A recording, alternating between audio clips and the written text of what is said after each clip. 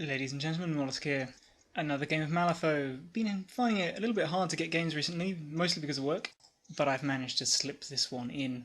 This is a game against my good friend Cog, provider of the pizza. Always very grateful man.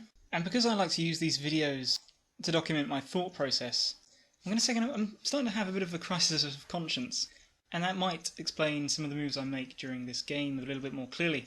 My friend's just started playing, and I've won all our games so far. And he's completely cool with it, no indication of anything otherwise. But it's never nice to be on a losing streak, especially when you've just started a game. And basically there's a part of me that thinks I'm being a knob and should really throw a game or two. But there's another part of me that says, who the feck do you think you are? I'm a complete rookie at this game myself. I wouldn't want anyone taking it easy on me. Just play the game, see what happens and enjoy it. And a couple of times during the game I yo-yo back and forth between those two thought processes. So make of that what you will. I decided in this game, I'm bringing Nephilim.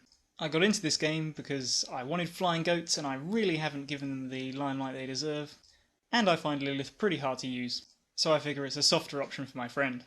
He surprises me, and I love surprises, by not pulling out Sonya, but Jacob Lynch. His very first time playing Lynch, stuck together the crew whilst I was watching, and don't give up on this game quite yet, because the result wasn't a whitewash and might surprise you. Cog deployed first, and he's got an Illuminated, a Beckoner, Jacob Lynch, with Endless Hunger, Woke Up With a Hand, and Addict. The Hungering Darkness, Huggy D himself, with Nexus of Power, and can I just say, this guy is pretty much a second master for free, and a royal pain in the arse. Second Beckoner, second Illuminated, and Angel Eyes, with Strange Alliances. For my crew, I just took Lilith's starter box minus a Teratot, and plus the full Nephilim extra kit. So I haven't really built this around the strategy and schemes. So I've got a Teratot, a mature Nephilim with Retribution's Eye, young Nephilim, Lilith with Wicked Mistress and Beckon Malifaux, the Cherub, Barbarous with Rapid Growth for shits and giggles, young Nephilim, and a Teratot hiding behind here. My game plan is to take and hold the centre and score full points for strategy, whilst trying to deny my opponent access to the centre. Whilst I'm doing that, I'm going to be moving the Cherub up to the centre as well, hopefully nice and safe behind my beaters, and drop a billion scheme markers to get plant explosives. This Teratot's going all the way up to get the breakthrough, and basically I chose this scheme because I've never done it before, and really I think there are better things I could have picked for this mission, but I wanted to give it a try. The Teratot over here is actually going to swing in through into the middle and be my main scheme dropper, whilst my Nephilim older versions use their AP to do some damage. There's the plan, let's go collect some debts. First hand of the game, and what a beauty! Both I and my opponent got some pretty stonking hands this game, and I'm going to try to save as many of these character cards as I can into the second turn. The first turn starts out pretty cautiously. My opponent's just sorting out firing lanes for his Beckoners and getting his Illuminated into position, and I'm just starting to set up my Nephilim behind this fence. Lilith has gone quite early, and she managed to do 5 damage to this Illuminated. It had moved up to here, which was just within her range, so she Wicked Vines'd it, followed by Wicked Mistressing it into the wall, or the whatever that is, the walkway. So pretty good, like that combo. I was wondering whether that was his Framed for Murder target, but he subsequently ran it backwards in its activation, which suggested to me that it wasn't, and I'm not quite sure why he did this, but presumably he wanted to get it out of Lilith's range, and maybe he thought the Hungering Darkness could help heal it. I've blocked off this alley with the forests to make everybody have to shift around here if they want to get to the centre quickly, and it's gumming up Angel Eyes' firing lane, so she'll have to be wasting AP moving around if she wants to shoot my babies. The turn progresses. I've moved one young Nephilim up here where he's in good range of the centre, but also hidden from Angel Eyes' view, and the Cherub's up nice and central and behind cover, so I can be in position for my land shenanigans next turn. The Hungering Darkness activates and phases through the house. One of the Beckoners beckoned him into just the right position that his movement would take him through, and quite amusingly he uses his Obey or Whispers or whatever it's called to fly my young Nephilim up onto the walkway where Angel Eyes can shoot it, and then it scuttles back round the other side of the house. Clever girl. So Angel Eyes shoots, I Black Joker, but in the end I get away with only 4 damage, so that was fine. So the end of turn 1 looks like this. I've got Lilith, a Cherub and a young Nephilim hiding behind this fence. with Barbarous and the mature Nephilim going up the front to take this alley and form a wall. The Cherub and Barbarous work really well together actually, because I was able to get a scheme marker down even though I was running with all 3 of his actions. And I'm playing the mature a bit recklessly here, and if he can take it down before it hits his lines, then fair enough. I've got my other young Nephilim pulled out of position and looking weak, and then my Terratot is sneaking through to come into the centre and drop scheme markers. My other Terratot is in this building. There he is, hiding away, and I'm going to wait for the time when everyone's distracted and slip him past this Beckoner to the deployment zone where he can drop more markers. Into turn 2 we go, and yes, that's right, I have 4 character cards. I'm never going to have another game like this. I win the initiative, and the mature bulldozes the illuminated. And those things are a major pain, their stats are so good. So with 1 down and 1 bloodied, I think I'm starting to build a bit of momentum. But Angel Eyes steals it back by taking out my young Nephilim that was on the walkway. Barbarous moves up to support and he drops another scheme marker, which I figure is a better use of his AP than just walking next to a Beckoner. And the Beckoner whispers some sexy promises to the mature Nephilim, who falls for her charms and gets addicted to brilliance. And we're not quite sure how this condition works, in terms of does it ever go away, can I remove it? So for the rest of the game we're playing it that I can't remove it, and it lasts all game. And I go with the policy of doing absolutely everything I can to stop him putting on any more of my guys. Okay, so a bit complicated here. Whilst the mature is stumbling around, humming Purple Haze to himself, one of the Beckoners pulls Huggy D out into the middle of the street, right next to my capering demon. I'm not really looking forward to that, and I see the opportunity for a bit of mischief, so I move Lilith up to the house and cast Tangled Shadows on one of the Beckoners, swapping it for my mature Nephilim and putting the Beckoner right next to Lilith, and positioning it in such a way that Hungry Darkness can't declare a charge. I probably spent a soulstone to do this. And I quite like this, because now I've got one of his models and it's almost certainly going to die. My mature is still fairly healthy and it's now in combat with his master. And Lynch can't be that tough, surely not. But I goof up with the forests as usual and decide I don't want this illuminated charging my Nephilim, forgetting that it's slow from Lilith's attack from the previous turn. And so I place the forests between them, and it for absolutely no reason or gain. And what I really should have done was put them here to block off the line of sight from the Hungry Darkness so he can't kill my Nephilim before I can get a good swipe at Jacob. Could have put them here to protect Barbarous, but I want the Darkness to come closer to me so I can drop scheme markers and score my explosive scheme. A little bit further through the turn, Huggy D has attacked Barbarous, but I fended him off. The Cherub moved up to help me drop scheme markers, but got pulled out of range by the Beckoner, who then pushed away from Lilith. But I did manage to get in there with the Tot, and it's sprinting. And at this point I reveal my explosive scheme and score 3 points. The turn finishes up with Jacob attacking the mature Nephilim. He uses his abilities to draw about 1 billion cards, and puts 6 damage on my mature Nephilim. And my opponent was actually doing some strategic card discarding to make sure he wouldn't kill it, for some reason. Wonder what's going on. Turn 3, and the cards just keep coming. The initiative's pretty important, so I soulstone and get the red Joker, and I think my opponent had a 9 or something, so unbelievably lucky.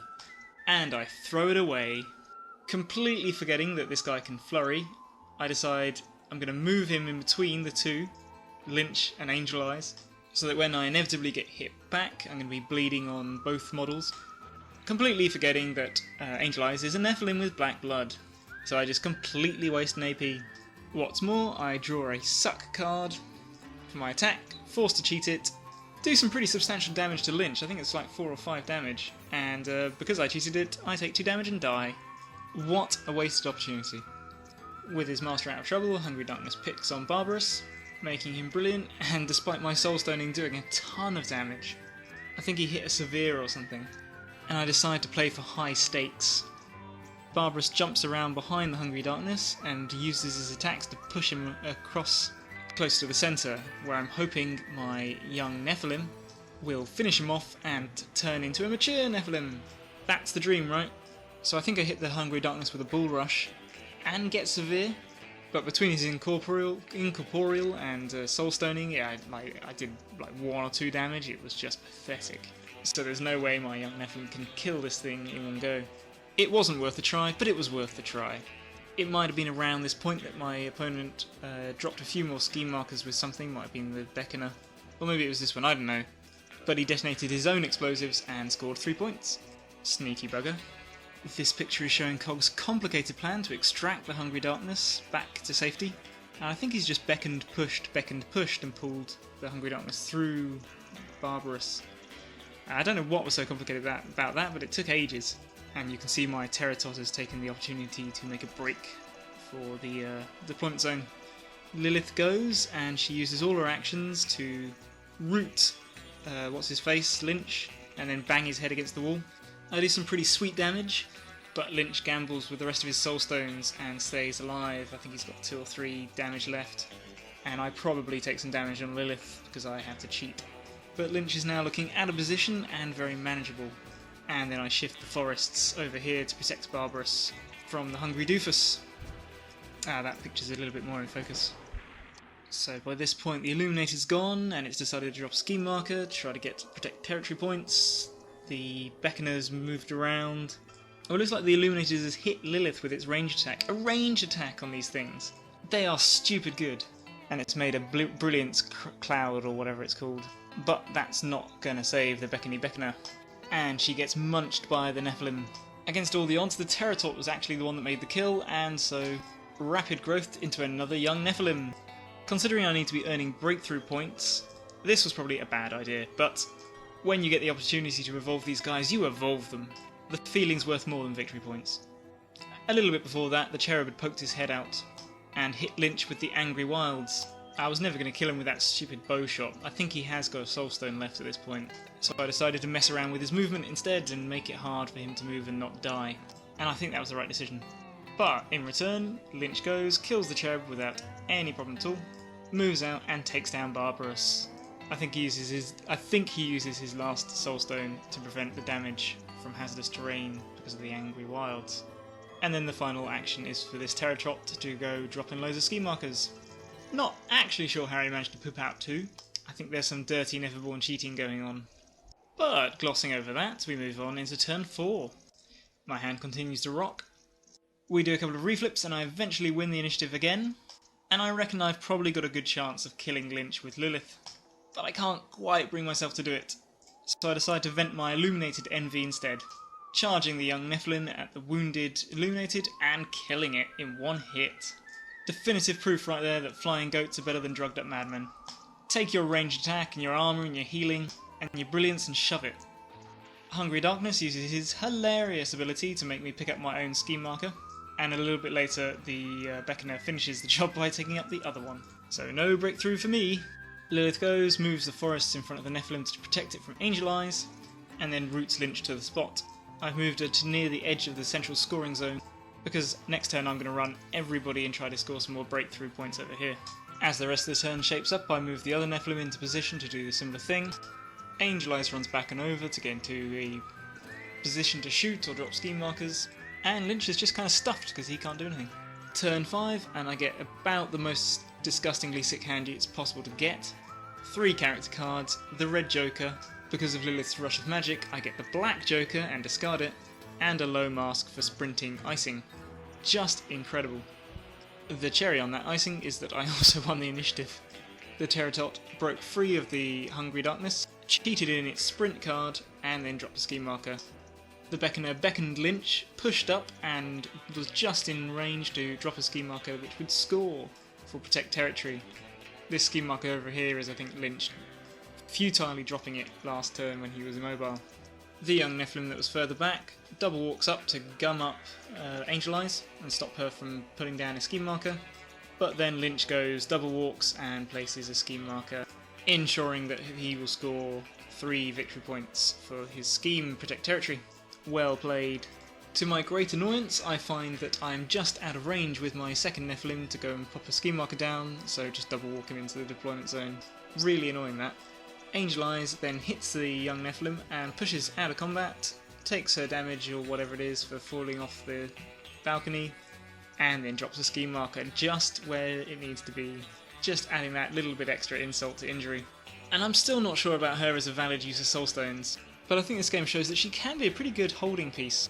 I mean, she did take down a young Nephilim, and she's, been a threat for most of the game, and, with this additional scheme running ability, maybe she's a bit better than I thought.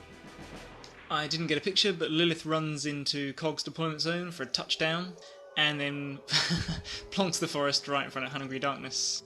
Not that he really cares, he just walks up, round the trees, and through them, I guess, and orders my tot to remove the marker. Ah! That walk and have 2 casting actions is a real killer. And there we go, guys, there's the end of the game. Lynch scored 3 points for plant explosives, 3 points for protect territory, and no points for the strategy, putting him on 6. Lilith scored 3 points for explosives, 1 point for breakthrough, and 3 points for the strategy, making this a Nephilim victory, 7 points to 6. Not a bad showing for my opponent's first go with Lynch, and I felt pretty in control for most of the game, so I was surprised that the score was so close in the end.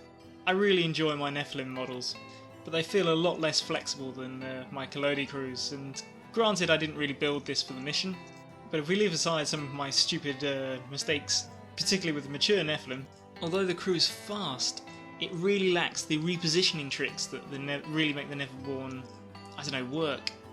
I know Lilith's got a Tangle Shadows, but it's too resource intensive and it just puts her in trouble more often than it helps. So I think I need to get some more pushes in here somehow, and I'm looking at you, Mr. Graves. Last thing to say is that Hunger in Darkness is a huge pain, and Lilith's going to go darkness hunting next time, I think, as she should be able to hurt him quite reliably. But that's it, really fun game. Thanks to my opponent as always, and I hope you enjoyed it. See you later.